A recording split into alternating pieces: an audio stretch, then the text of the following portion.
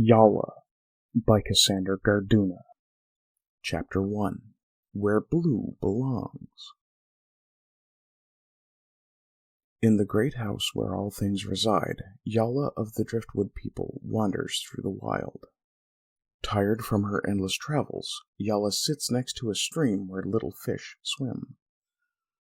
She wore a long, thick-hooded coat, her eyes were dark and sad, her hair silver, and her face pale. She was pretty in her own way. She pulled some dried fish from her pack and began to eat. She looked down to the stream and noticed a large fish staring up at her. She blushed and began to apologize. "Oh, don't bother," said the fish. "What do you think I eat? Fish is delicious, and we all know it." "Would you like a piece?" asked Yolla. "I hate to eat alone." "I would like that very much," said the fish. So Yolla broke off a piece and threw it into the water. "Delicious," said the fish when she had finished. "Where are you headed?" "I really don't know. I had once taken great pleasure in simply roaming with no goal in mind, but now I am tired, lonely, bored, and do not know what to do or where to go next," Yolla answered. "That is quite the dilemma," said the fish. "I was born in this stream, belong here, and will die here, I suppose. This fact used to bother me. I, like you, wanted to roam, to see new places and explore the world." "What changed your mind?" asked Yolla. "One day the pale blue traveler came to my little stream. I watched him work as he put the color blue where it belonged. He painted the sky, the water. He even put the blue here on my belly and here on my forehead. And when he was done, it all seemed right. So I thought, just as the blue belongs here and there, so do I belong in my little stream." "Where do you belong?" asked the fish. "Maybe you were meant to go there." "I was born in the forest, so maybe that is where I belong," answered Yolla. "There is only one way to find out. My little stream will lead you to the Demaskog, the dark forest. Go there, and you will know if you belong or not." "Thank you, friend. This conversation has been quite illuminating." Yolla threw in some more fish crumbs for her wise little friend and said, "Goodbye for now." "Come back and visit me sometime," said the fish, as Yolla packed her things and started following the stream in the direction which the fish had instructed. "And bring more fish."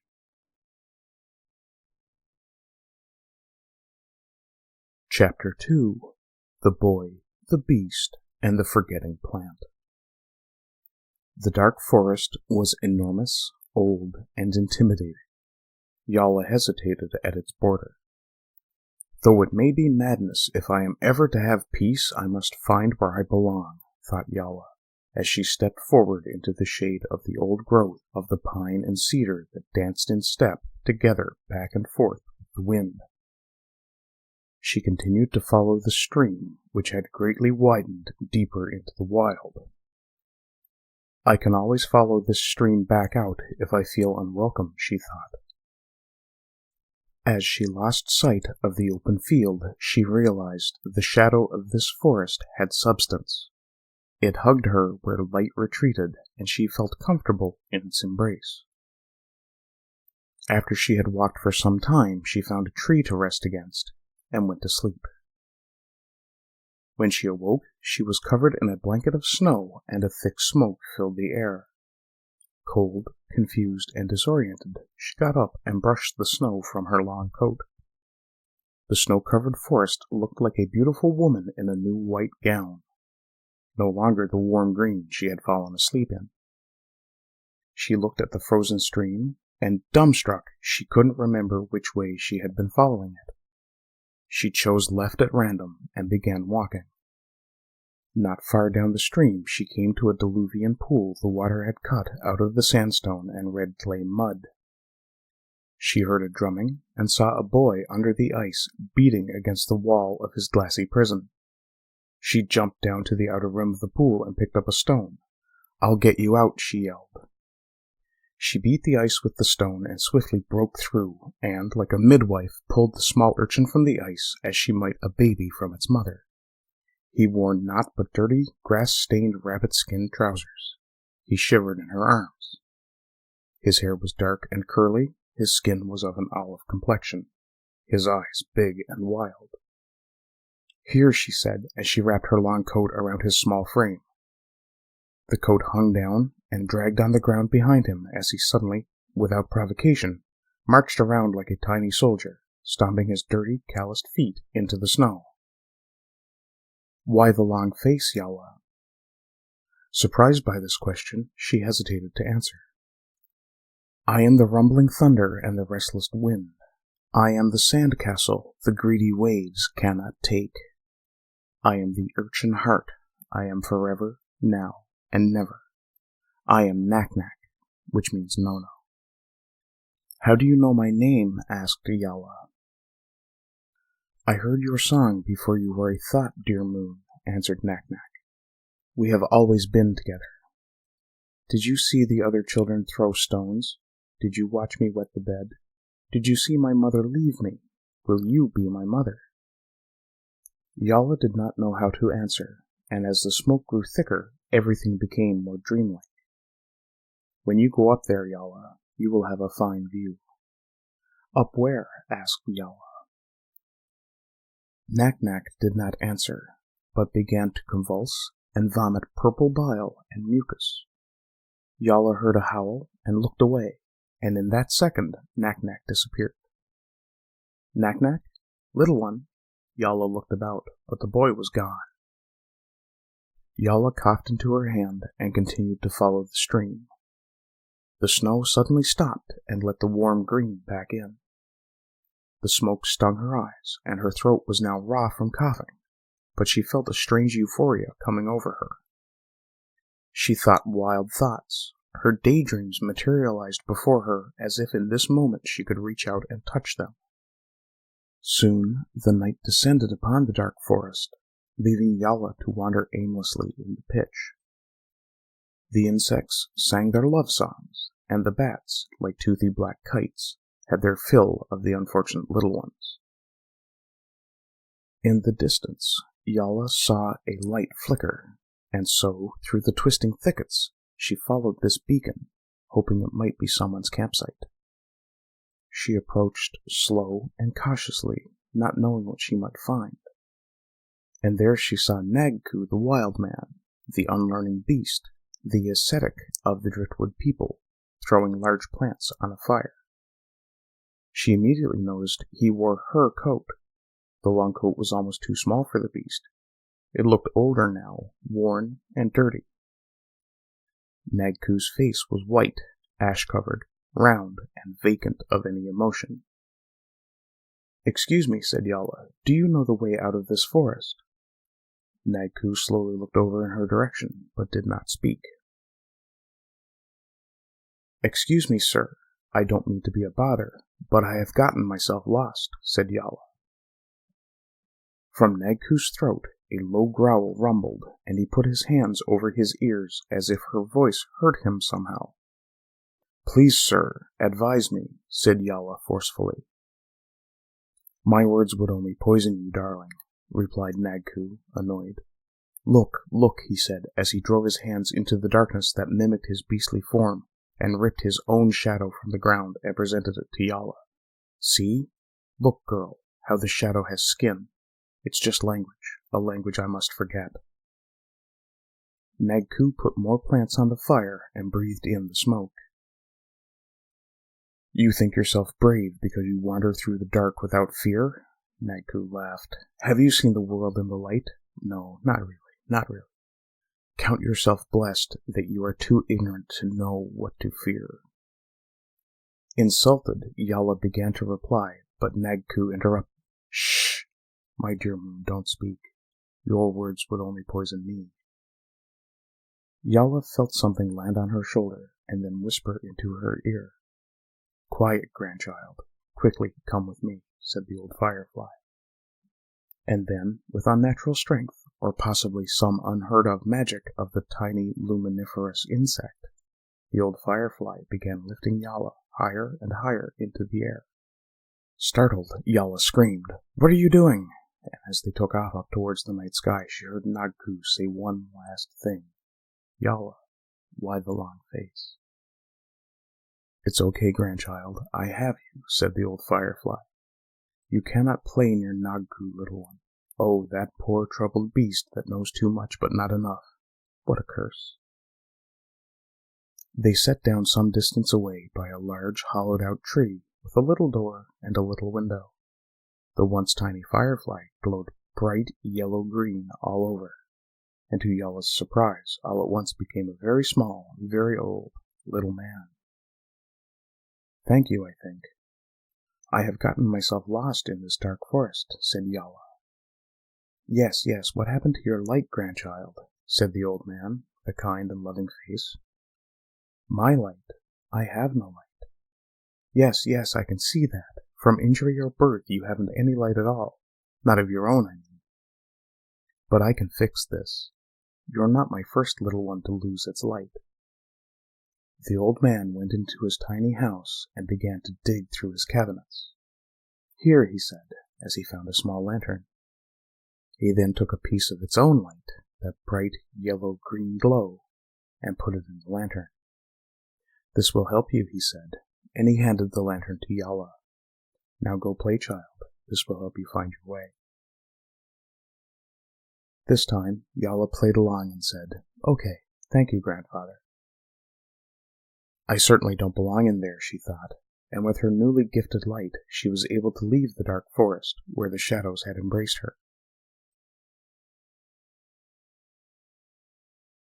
Chapter 3. The Chicken Killer in the Tall Grasses. Next, she made her way to the Cielia Guelta, the tall grasses. She thought, "When I was a child, I used to play in the tall grasses. I would hunt grasshoppers while wearing a crown made of grass. I was happy there in the sunshine, with goldenrod behind both my ears. I made up songs to pass the time alone. The sky was always clear and blue, and the sun was hot but kind." She thought of the child she once was, and missed herself dearly. "Maybe I belong here," she said to herself, as she approached the tall grasses. The place did not look as she remembered it. The sky was dark and overcast, the grasses looked thicker and uninviting. Where once she had glided through the weeds, now it looked as though she would have to push and fight her way through. As she came closer to the liminal space between the open plain and the tall grasses, she met Skota the ghost. Skota looked scared and sad. He had cuts on his wrists and scratches on his face. There were bald spots in his long hair and beard where he nervously and obsessively picked the follicles. His clothing was dirty, and he stunk like death and waste. "Do not enter the tall grasses," said Skota in a whisper. "Why? I played here as a child," replied Yolla. "The Canon Idraba, the chicken killer, lives in the weeds." "Will he attack me?" "Worse, he will speak to you, and you will attack yourself." "So be it," said Yolla. "I must find where I belong. I must put the blue in its place. Let me be brave." "Then take this bell, watch for the fog, and don't let it speak to you. Remember, it has no body, no form. It's just a voice. But there is more power in words than all the world, and he will twist these against you. He will weaponize half-truths and dig into your soul until you kill yourself to make it stop." Skota then disappeared back into the tall grasses which had become his grave. Yolla thought for a moment. "No, I won't be kept out by fear of monsters," and she entered the tall grasses. The weeds were thick with thorns that hung onto her clothing and cut her skin, but she continued to push through until she could no longer see the open plains. Suddenly, thick waves of fog blew in from all sides, obscuring her vision completely. She thought of the kindness of the old man, and her lantern grew bright with its yellow-green glow, and pushed back the fog. A voice rang out that seemed to come from everywhere all at once. "What an ugly girl! So alone, always alone, and for good reason. Who could stand the sight of you? said the chicken killer. Leave me alone, demon, replied Yolla. I am no demon, girl. I am the truth you seek. You wish to know where you belong, and I have the answers. I have all the answers. You've only to listen. You come from emptiness, and you belong to emptiness. You're a soulless shadow pretending to be alive. You're pathetic, an imbecile, a mistake. What have you ever done that really has meaning? What beauty do you offer the world? You're not but a trick of light, sleight of hand, dancing shadow, hungry ghost, dying beast, unlovable, rotting meat. Tears began to roll down Yolla's face. Somewhere deep and dark inside her mind, she had thought all of these things before. Stop it, she screamed. The sight of you disgusts me. Your very presence is a burden. Such a weak little thing, flavorless, scentless, lukewarm water. And as you age, it will only get worse. You will lose what little spark you have as the world grinds you back down into dust. Yolla then remembered the bell Skota had given her. She held the simple bell high in the air and began to ring it. The sound drove the voice back, but the damage had already been done. She looked down at the body holding her and felt caged and hopeless. She knew her spark had already dimmed with age. She knew the killer spoke the truth, or at least half-truths, which was bad enough. And she knew the ever-dreaming tedium of life. Strange thoughts ran through her head. Am I being consumed by God or by the universe itself? She thought of the poison Nagku spoke of. She thought of Nak-Nak struggling in the frozen pool. But then she thought of the kindness of the old firefly, swallowed her sadness down, and the lantern grew brighter again, and the fog divided and departed.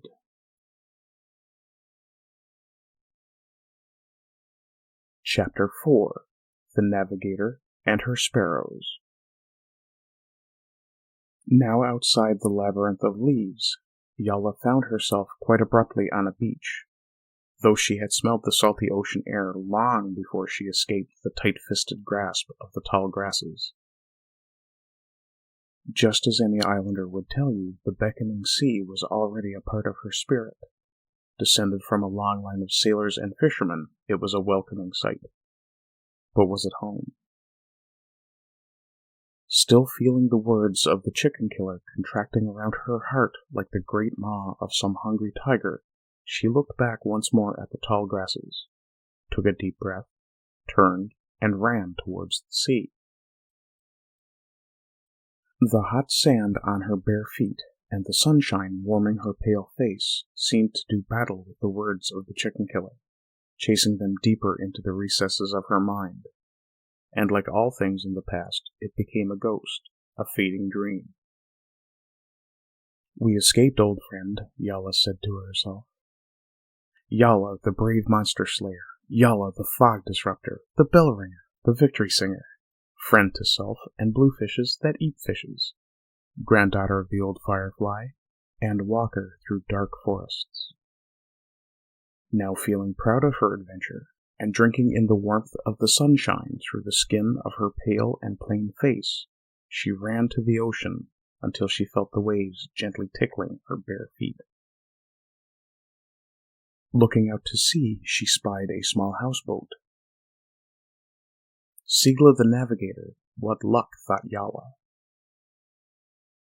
All the driftwood people revered and pitied Sigla the Navigator, cursed and blessed, to be able on one hand to find her way anywhere. No doors locked, no places too remote, far, or unseen. But on the other hand, to be unable to find her way home, a constant wanderer, homeless, and not unlike the driftwood Yolla's people were named after, to be pushed by currents forever one way or another to places one may or may not want to go. Filled with excitement, Yolla jumped into the sea and started to swim towards Sigla's houseboat. Now panting and puffing, she held onto the anchor rope of Sigla's small vessel. "Sigla! Sigla!" she called. Sigla heard the young girl calling and leaned over the edge of the ship. "What strange fish is this?" Sigla joked, looking into Yolla's wide gray eyes. "Come aboard, young one, before you drown." Sigla reached out her hand to Yolla, helping her to board the little boat. "You are Yolla of the fish village, are you not?" asked Sigla. "Yes, ma'am, but I left there long ago to travel the island in search of adventure." "Did you find any?" "Yes, but now I am weary of adventure and traveling. Every story has to end, and I want mine to end at home, my true home, where I belong like a fish in a stream." Sigla's face paled at the mention of home, but she held her smile. "I suppose your question is, then, where is this home, and can old Sigla get you there?" the navigator said. "Yes, ma'am," responded Yolla politely. Sigla closed her eyes for a moment and held her breath. "You must journey now to the north, far north, to the Hain Gog, the old cold. It is there that you will find your home." Yolla's heart jumped and drummed louder and faster than ever before at the prospect. Home. Belonging. These things had always been foreign to her, distant stars so far away their warmth couldn't reach her. She imagined herself with friends first, then a lover, then husband, then little ones. She saw herself old, sitting under the night sky by a bonfire, telling her children about the tall grasses and the dark forest, with her husband's arm hung about her shoulders. "How will I get there?" asked Yolla. "By Sparrow, my dear, by Sparrow," answered Sigla. The navigator then pulled a whistle from her pocket. Yolla noticed Snalla's insignia engraved on the whistle. Snalla was once the greatest whistle-maker on the island. Sigla then put the whistle to her lips and blew. It sounded just like a little sparrow's call. Before she had run out of breath, the sun was blotted out by a cloud of sparrows. Sigla spoke to them in a sing-song language unknown to Yolla, and just like that, the sparrows flew quickly to Yolla, giving her a small fright. Their tiny feet attached here and there all over Yolla's body, and once again she was lifted into the air, thinking of the dark forest and the old firefly.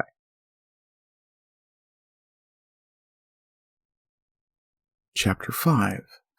The Spirit of the Cold and the Warmth of a Heart. The last thing that Yolla could remember before waking in the small ice hut was being dropped off by the sparrows and wandering rather aimlessly through the barren wastes of the old cold. "Don't be afraid. I found you half frozen and thought it my duty to help," said a voice in the darkness. Yolla looked up to see where the voice was coming from, still drowsy. She saw what was in her mind the most beautiful man she had ever seen. A man seemingly made of moving ice. One of the Gog Divasia, spirits of ice. Yolla felt a strange, warm feeling swelling up from her toes to the top of her head.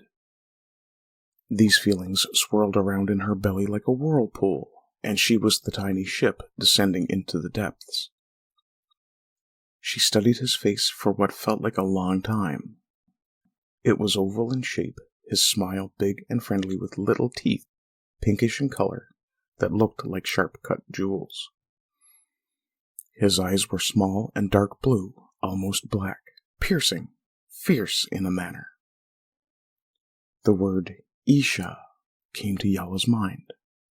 It was a special word in the language of the Driftwood people that described a beauty that was both dangerous and wondrous at the same time, like a tiger's face, like Ka the giant sea serpent's golden scales, eyes, and long ivory-colored fangs.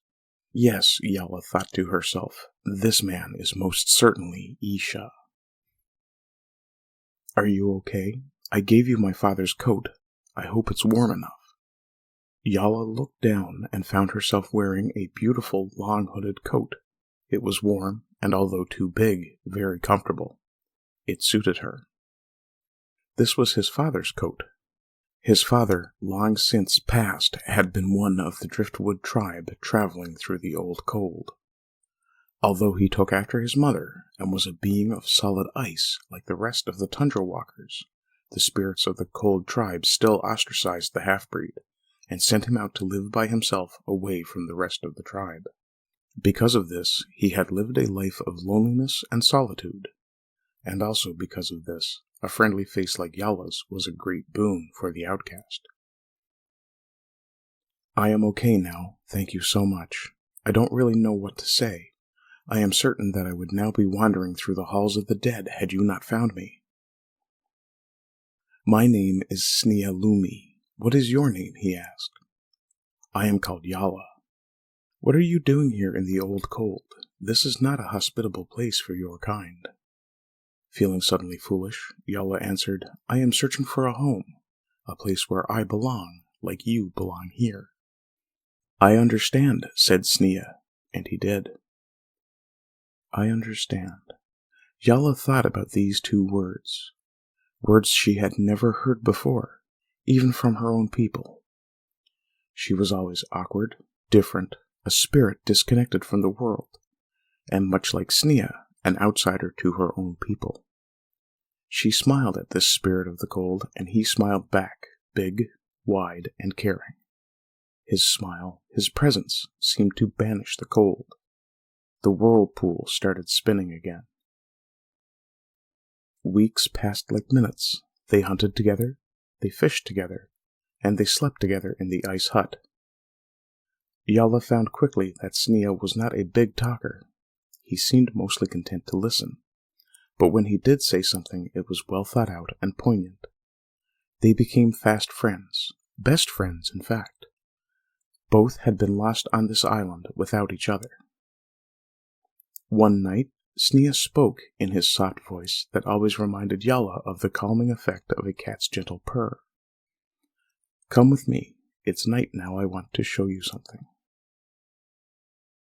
Yolla did not hesitate, and as soon as she made it outside, before Snea said anything, she realized what it was that he had wanted to show her. The moon was an enormous silver eye over this island called Athalandrun, and the stars, like the sparrows that had brought her there, were numerous and lively. This was the glory of the night with all its magic at work. Yolla felt small under this ocean of infinity, this playful game of darkness and light. The moon watched her then, and she watched it back. She looked over at Snea, and her ship then descended once again deeper into the whirlpool, and it struck her all at once. I am in love, a sudden, young love, a first love. She moved closer to this spirit of the cold, her spirit of the cold. For a while they both stared up into the firmament until, overwhelmed by her newfound emotions, Yolla embraced Snea. She held him close and tight. All the world felt to suddenly stop. All the worries and fears Yolla previously had felt seemed insignificant now, with Snea in her arms. Was this the home Sigla saw for me in the vision? Was he the home, Yolla thought? At this moment, she felt completely and perfectly happy for the first time in her life. Yolla closed her eyes and held on even tighter, never wanting to let go. Snea quickly felt smaller than a moment ago, and a moment later smaller still, until Yolla eventually felt nothing at all. She opened her eyes and looked down only to find the small amount of clothing Snea wore in the bottom of a puddle that was quickly becoming ice, becoming one once again with the land of ice. Yolla looked again into the now frozen puddle, and in its reflection she saw the bright and shining moon, unmoved by this tragedy. Yolla began to cry, and her tears froze halfway down her face, and she sat down in the ice and snow beside her gone would-be home. Murderer, a voice said in her mind. She looked around for Fog, thinking the chicken killer had followed her after all. You destroy the things you love, the voice continued. Think of the impermanence of it all, fleeting moments of joy, forgotten and besieged by all the terrible memories you can't forget. This life but a shimmering spark in an endless void, here and gone, and only the watching moon remembers. She looked once again at that luminescent rock hung there in that endless liminal space between all things. You're still here, aren't you? She said to the moon as her body began to freeze, and, like Sneha, became part of the old cold. She continued to stare at the moon as her spirit left her body. A door not previously there appeared and opened. She looked inside and saw the many doors of the Hall of the Dead. One may have led her to paradise, another to the hunting grounds, and possibly one to rebirth. But the moon, it called to her. At the speed of thought, her spirit raced towards the heavens, and without the movement of time, she found herself on the surface of the moon. And then the answer came to her, and a calm came over her too. I know now that to find a home, I must become one. I must be a home and live within myself. Yolla prayed to the pale blue traveler. She begged and she pleaded to be placed where she belongs, as the fish had described the traveler putting the blue in its many places. Merge my spirit to this moon, great traveler, eternally, that I may myself become a place and live within that place, called Yolla. All at once the magic moved upon her, dissolving her spirit and merging that spirit with the eye of the night sky. She felt herself at peace with this, and in this was given both a home and a purpose, to bring light to darkness, and continuously watch and illuminate the way for other outsiders trying to find a home. The end.